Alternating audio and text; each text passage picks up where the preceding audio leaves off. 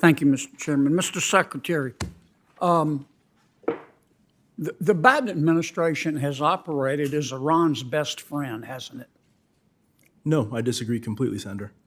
Well,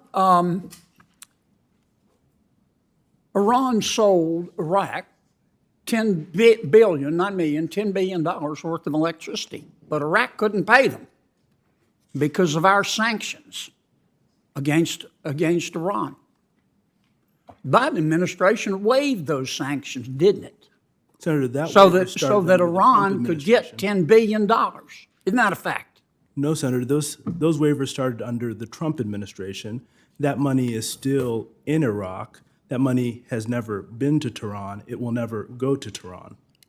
The first waiver was on July 2023, wasn't it? Senator, I believe those waivers started in 2018. The first waiver that the Biden administration did was July of 2023, wasn't it? So, Senator, again, I believe the waiver program started in. You didn't issue a waiver on July of 2023, Senator, the waivers were continued into 2023. and you issued another waiver to get the money to Iran in November of 2023, didn't you? Senator, as I said, that money has never been, will never go to Iran. The money is still in Iraq. The money may be used for humanitarian purposes, but not a dollar of that money. And you issued another waiver on March of 2024, not too long ago. That was 6 weeks after Iran killed 3 American soldiers. Senator, You gave Iraq permission to give Iran $10 billion, didn't you? No, Senator. As I mentioned, this was something that started in 2018 under the Trump administration. It allowed Iraq to purchase electricity and to store that money in Iraq. None of that money to date will ever go to Iran. The money is being held for humanitarian purposes. You're not telling the truth, Mr. Secretary. No disrespect, but that's just not true. Senator Menendez and Senator Scott made the point. We all know, unless you peaked in high school, you know that money is fungible.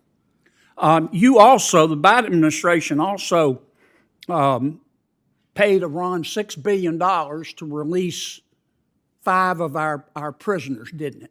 Senator, again, that money is in Qatar. None of that money has been used. It hasn't been moved. And as I said earlier, while money is fungible in the United States because we care about our people, it's not fungible for the Iranian. So the money's in Qatar, in a bank in Qatar? Yes. Now, what do you think? Who controls that bank in Qatar?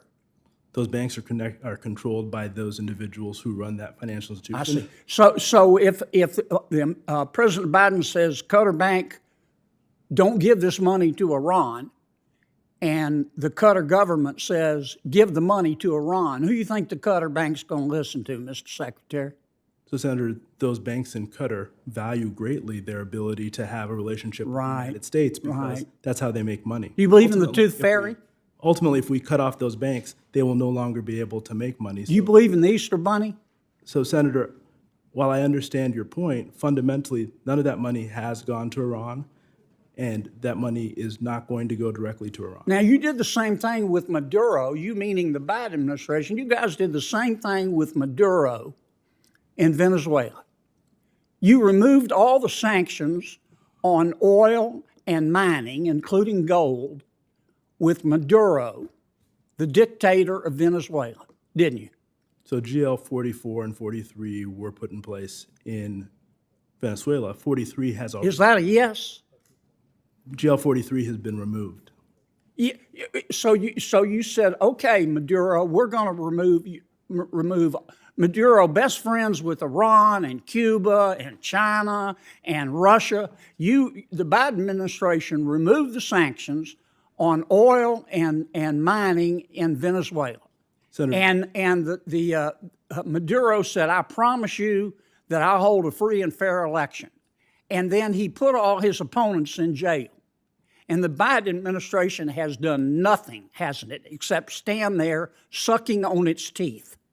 So, Senator, I want to say again, we provided general licenses. We did not remove the sanctions. The reason we did that was because we did not trust. So what we can do The with those sanctions on Maduro's oil are not there, are they?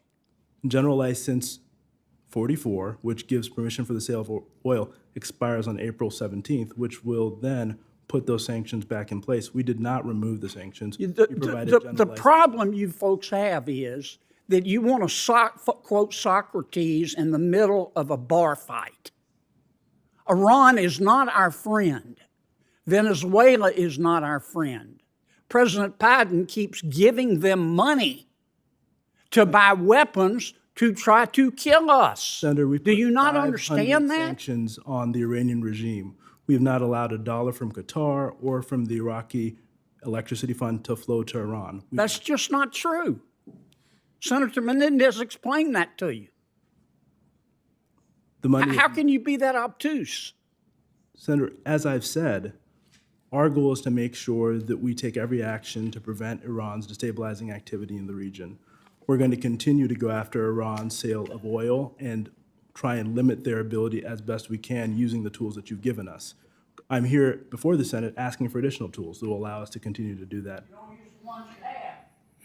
Okay, Senator Kennedy made your point. Senator Warner from Virginia is recognized.